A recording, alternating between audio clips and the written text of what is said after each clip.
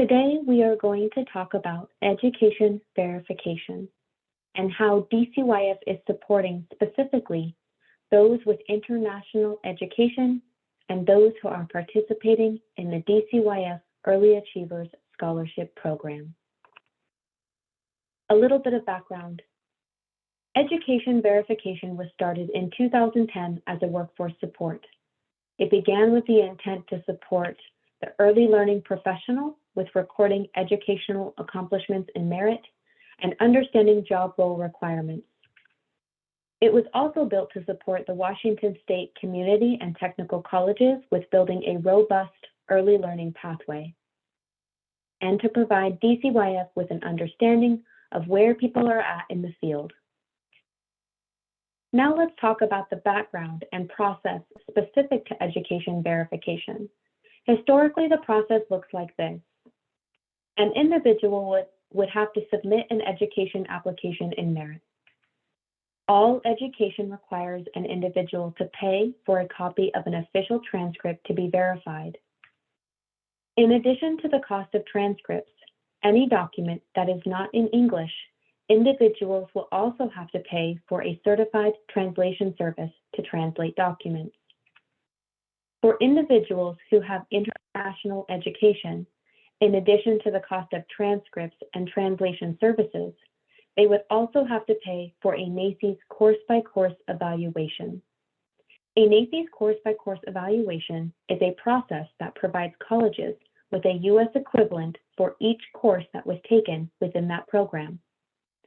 What we know about the current process is there is a huge financial burden to individuals to pay for transcripts, especially those with international education.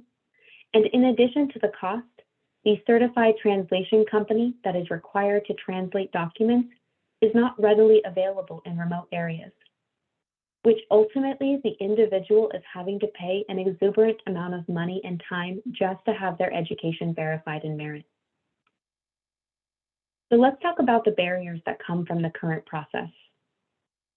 We know it's expensive, and we know that this added expense will deter the growth of a diverse workforce and continue to perpetuate racial disproportionalities. We know it's time intensive, and we know that this creates unnecessary pressure to an already stressed out workforce, removing the focus from improving the quality and intention of our practice. We know it adds limited value. The NACCES course-by-course evaluation is designed to meet the standards of higher education institutions. Often individuals will submit a course-by-course evaluation for a degree that doesn't meet their role requirements. This means that they have spent both time and money for a service that did not add value. So what are we doing about it? Well, we know that one of DCYF's strategic priorities is to stop using biased assessments that contribute to racial disproportionalities. And to do this, we've revised the current tools used so that we can support positive outcomes for all communities. Now that you've learned a little bit about the process, I'm excited to share with you the changes. DCYF has expanded the support resources. We have hired a credentialing specialist who will provide individualized support, and we have expanded the tools used to verify and record education.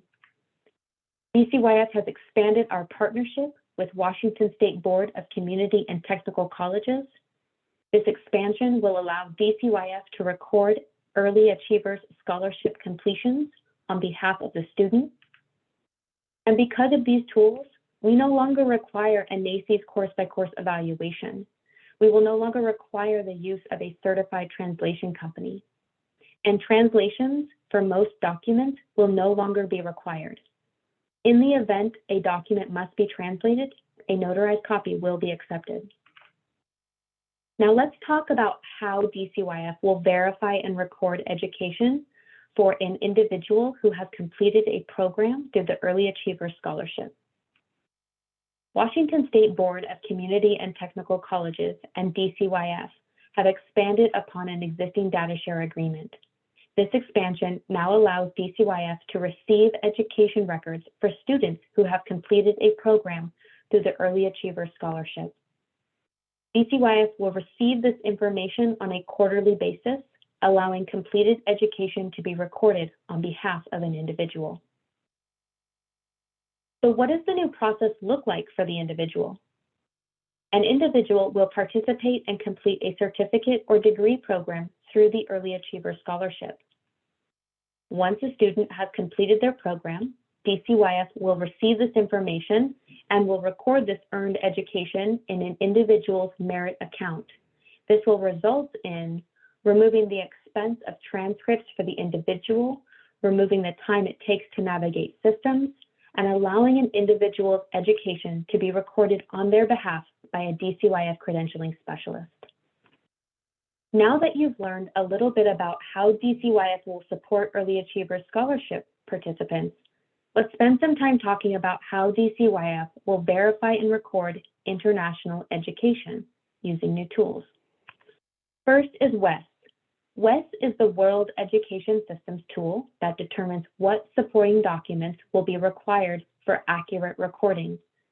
Oftentimes, people with international education do not have traditional transcripts, and this system allows DCYF to identify the named document needed to support recording an individual's international education.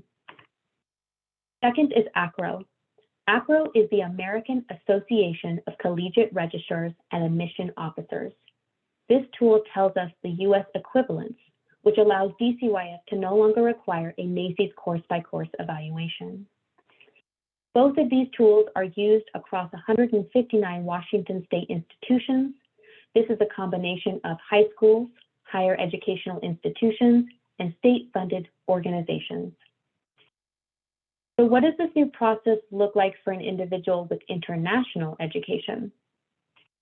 An individual will follow the same process and submit their education application along with their supporting documents in merit. A credentialing specialist will review those documents through WES and ACRO, resulting in no cost to the individual, allowing for an increase in processing their education and recording it in merit, while being provided individualized support. So what does the timeline look like to implement the new changes?